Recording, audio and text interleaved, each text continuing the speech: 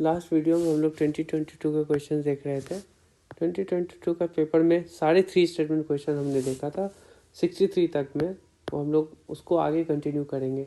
ठीक है, तो बड़े सिंपल रूल्स थे कि अराउंड 30 क्वेश्चन आते हैं, उसमें से हमें 22 क्वेश्चन तकरीबन सॉल्व कर जाने हैं और जो कि डुएबल है, आराम से आएंगे। उससे पहले हम लोग थोड़ा थंब रूल देख लेंगे। थंब रूल देख लेते हैं कि हमने कुछ जॉट डाउन किए थे, उसको हम लोग एक बार रीगो कर लेते हैं।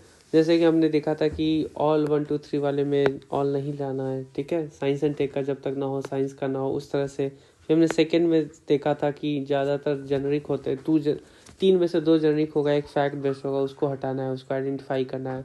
थर्ड में हमने देखा था कि टेक्निकल स्टेटमेंट्स होते हैं, वो उनमें भी फिर से कोई छेड़छाड़ नहीं करती है। फैक्ट बेस्ड जो एक बहुत सिंपल से होते हैं, जैसे यूनिवर्सिटी का नाम बदलना, ऑर्गेनाइजेशन का नाम बदलना, यही सभी पीसी करती है। जगह का नाम बदलना, बंगाल की जगह मैसूर लिख देना, इस तरह से चीज़ें। ठीक है, एक और हमने ऐड किया कि केवल एक ही राउंड ऑफ एलिमिनेशन करेंगे हम लोग 3 स्टेटमेंट बेस्ड क्वेश्चन में। Do only 1 round of elimination, जो मैं अभी कर्सर पे आपको दिखा रहा हूँ, do only 1 round of elimination. ठीक है, ये बहुत काम आएगा क्योंकि अक्सर लोग एक बार तो जैसे सेकेंड स्टेटमेंट हटा दिया सब में से, और फिर तीसरा भी हटा देते हैं, फाइनली नेगेटिव लेकर आ जाते हैं। ठीक है, तो हमें बचना है उन सब चीज़ों से, तो हम प्रैक्टिस से आएगी। ठीक है, तो आगे फिलहाल let's continue with the questions from question number 64। ठीक है, देखो, with reference to bank board bureau, ये मैंने पहले बताया था, एक प्रीवियस वीडियो बनाया था मैंने, उसमें बताया था कि ये प्रीवियस ईयर का क्वेश्चन है डायरेक्ट। ये जो सेकंड स्टेटमेंट है ना, it's a direct repeat of the previous year question. ये 2019 में आया था और उसके बाद CDS में भी आया था। But even if you are not interested in such previous questions, ठीक है, तो आप लॉजिकली बना सकते हो। मैंने क्या बताया था, 3 में से 2 जेनरिक होते हैं और एक फैक्ट होता है, उस फैक्ट वाले को ढूंढना है, आइडेंटिफाई कर देना है, एलिमिनेट कर देना है, तो वही यहाँ पे हम करेंगे। ठीक है, यहाँ देखिए, पहला है कि RBI गवर्नर चेयरमैन होता है BV का। ये पूरा टॉपिक जो है बैंक बोर्ड ब्यूरो पे, उसमें RBI को जबरदस्ती फोर्स फिट किया गया, डाला गया, इसका कोई काम नहीं है यहाँ पे। आप तुरंत समझ जाएंगे, प्रीवियस ईयर पे थोड़ा सा आपने ध्यान रखा हो कि RBI का कोई लेना देना नहीं है बैंक बोर्ड ब्यूरो के RBI गवर्नर को। दूसरा स्टेटमेंट बहुत जेनरिक है, रेकमेंड करता है। थर्ड है हेल्प करता है, रेकमेंड हेल्प एक ही बात है, जेनरिक टाइप का स्टेटमेंट है। तो 2 और 3 तो कोई काट नहीं सकता है, तो फैक्ट यहाँ पे 1 हम हटा देंगे, 1 1 1 आंसर आ जाएगा B। ठीक है, यही करना है। नेक्स्ट क्वेश्चन है, नेक्स्ट है पिक एंड चूज टाइप का क्वेश्चन है, भारत किसका मेंबर है। अब देखो, इसमें ये वो स्टेट कॉन्सेप्ट नहीं लगेगा कि 2 फैक्ट है, एक 2 जेनरिक है, एक फैक्ट है, फैक्ट को काट दो।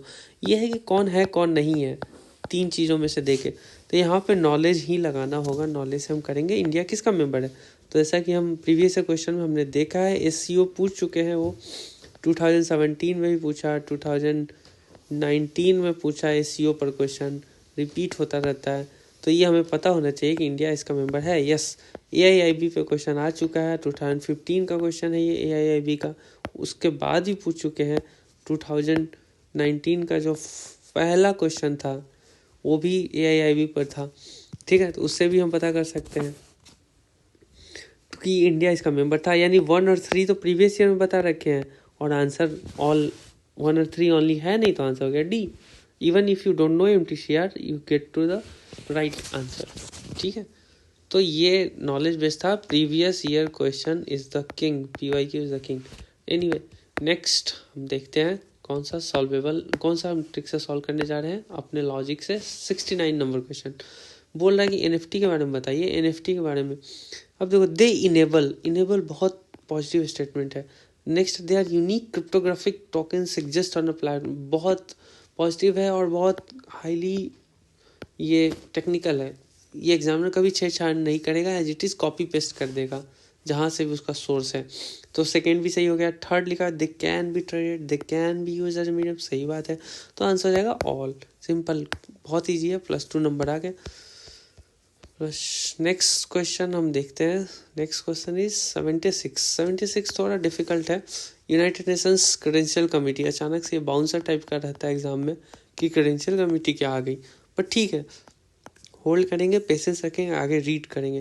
पहला word it is committee set up by UNSC. अब देखो यहाँ कान खड़े हो जाना चाहिए, फैक्ट बोल रहा है, सही है गलत है देखते हैं। होल्ड करो, आगे बढ़ो। सेकेंड स्टूडेंट बोला है ट्रेडिशनली मीट्स इन मार्च में भी मिलता है, जून में भी मिलता है, सितंबर में मिलता है। आपको लगेगा भाई 3 फैक्ट है, कहीं तो गलती होगी, ठीक है। हर साल 3 बार मिलेंगे, इतने बड़े मेंबर हैं पूरे सारे इवेंट में। देखो थर्ड स्टूडेंट लिखा है सारे इवेंट मेंबर का देखा जोखा ये एनालाइज करता है, फिर रिपोर्ट सबमिट करता है और मिलता भी 3 बार। ऐसा पॉसिबल है क्या? खुद लॉजिकली सोचो। लेट सपोज नहीं समझ आया, यहाँ देखो जनरल असेंबली को रिपोर्ट सबमिट करता है, यूएनजीए को, और यहाँ फर्स्ट में क्या लिखा है, यूएनएससी को। यानी कहीं ना कहीं ये क्वेश्चन यूएनजीए का था, जबरदस्ती फर्स्ट स्टेटमेंट में उन्होंने यूएनजीए की जगह यूएनएससी लिख दिया, ठीक है। यही पकड़ना था हमें, यूएनएससी नहीं होगा यहाँ पे, 1 हटा दो, 1 हटा दो, आंसर आ गया 3 या 2 और 3, यानी 3 सही है। अब देखो लॉजिकली तो सी लगा देता, मैं भी लगा देता, लेकिन सीखने की बात यह है कि 2 और 3 को इकट्ठा आप देखेंगे तो आपको रियलाइज होगा, जब इतने मेंबर 195 मेंबर्स का ये ठेका लेकर है इसने एनालाइज करेंगे तो 3 बार कम मिल सकता है। वो इज द टाइम, इतना टाइम वो मिल नहीं सकता है, तो आंसर हो जाएगा 3 only. Although again I repeat, it's a very difficult question. ज़्यादातर लोग यहाँ सी में आके कंफ्यूज हो जाएंगे, मैं भी हो जाता, but answer is 3। Next time के लिए हमें सीखने का है ये, ठीक है।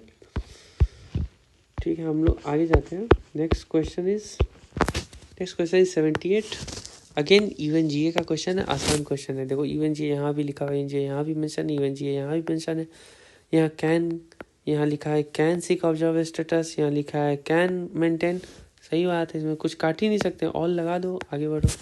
2 मार्क्स आ गए, ठीक है, 2 मार्क्स। नेक्स्ट क्वेश्चन इज, देखो नेक्स्ट क्वेश्चन है हमारा बीडीबीडी वाला क्वेश्चन।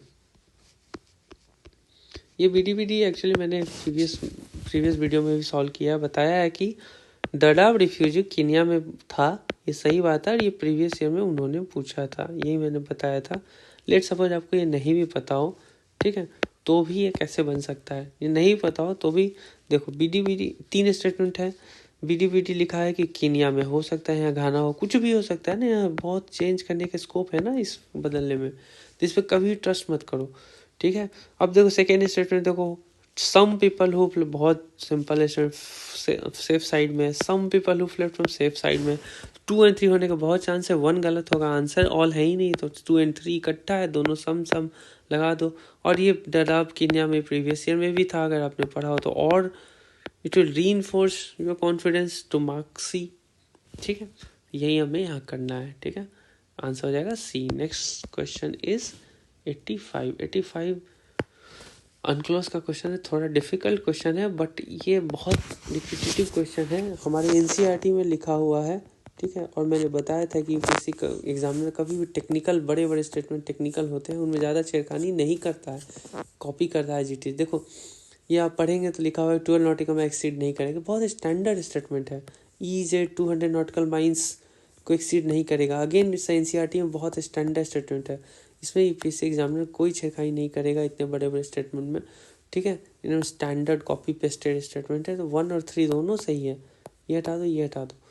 अब सी होगा या डी होगा, अब देखो सारा दारोमदार 2 ऑप्शन पे यहाँ लिखा हुआ है कि सिर्फ ऑफ ऑल स्टेट्स, चाहे वो कोस्टल हो या लैंडलॉक्ड हो, यानी इंडिया हो या म्यांमार हो या फिर अफगानिस्तान हो, सबको राइट ऑफ इनोसेंट पैसेज मिलता है। देखो राइट ऑफ इनोसेंट पैसेज यहाँ पे हमें समझना है कि राइट ऑफ इनोसेंट पैसेज क्या होती है, ठीक है। राइट ऑफ इनोसेंट पैसेज आपको नाम से थोड़ा पता चल रहा होगा कि व्यापार करने की छूट है, तो भाई सबको होनी चाहिए, स्वाभाविक बात है, ह्यूमैनिटेरियन ग्राउंड पे राइट ऑफ इनोसेंट पैसेज सबको दी गई होगी, यानी आंसर हो जाएगा ऑल, ठीक है। ये बहुत टफ क्वेश्चन है, लेकिन ये हाई चांस है कि अनक्लॉज will get repeated next year, तो आप लोग इसको पढ़ लीजिएगा अनक्लॉज को। नेक्स्ट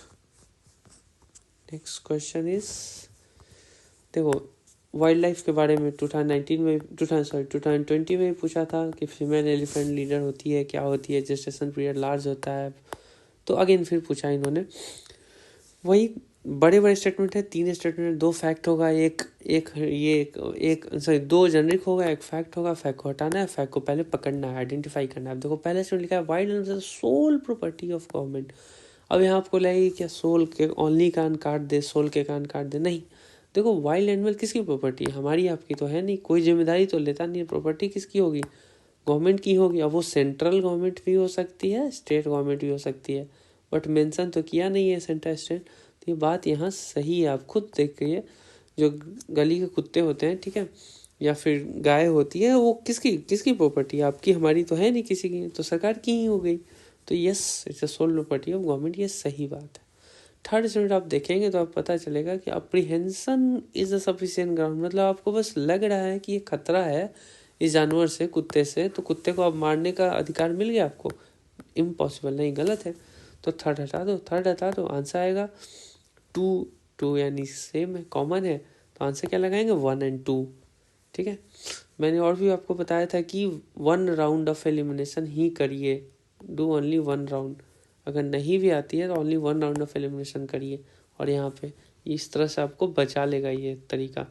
नेक्स्ट क्वेश्चन जो है that is 96, next question is 96 देखो लग रहा है कि कितना बड़ा है, क्या है। मैंने आपको बताया था कि पूरा जिक्र किया है सोमनाथ टेम्पल, एंड में सोमनाथ के बारे में पूछ रहे हैं, 3 स्टेटमेंट, 2 जनवरी के स्टेटमेंट, एक फैक्ट, उसे आइडेंटिफाई करो, बार बार यही रिपीटेटिव पैटर्न है। तो Somnath temple is one of the, ये कोई नहीं काट सकता।